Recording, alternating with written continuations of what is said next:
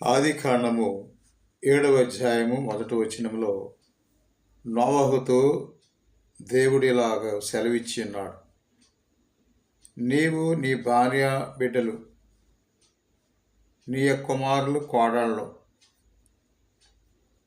వాడలో ప్రవేశించుడి అంటూ సందేశం ఇచ్చాడు. భయంకరమైనటువంటి విపత్తు జలప్రళయం రాబోతుంది. అందుకని నోవహుతో నీవు నీ కుటుంబం రక్షించబడటానికి వాడ సిద్ధం చేసుకోమని చెప్పినప్పుడు వాడ ఆ విధంగా సిద్ధపరచుకున్నటువంటి నోవహుతో అంటున్నాడు, నీవు నీ భార్య బిడ్డలు కోడళ్ళు కుమారులు అందరూ కలిపి వాడలో ప్రవేశించుడని. అదేవిధంగా ఈనాడు మానవ జాతిని రక్షించడానికి వాడ అనేటువంటి యేసు ప్రభు చెంతకు చేరాలి.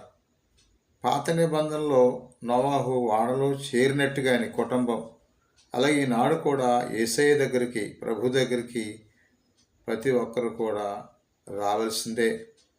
యేసుక్రీస్తు అందరికీ రక్షకుడు, యేసుక్రీస్తు అందరికి ప్రభు. ప్రతి ఒక్కరిని ఆయన ఆహ్వానిస్తున్నాడు. ఆయన రక్షణలో పాల్పంచుకుంటూ దేవుని పొందటానికి ప్రయాసపడండి. ప్రభు అయిన యేసుక్రీస్తు మేము మీ కుటుంబాలని దీవించి ఆశ్రయించునుగాక. God bless you. మీ అందరి కొరకు ప్రార్థించే దైవజనులు. God bless you.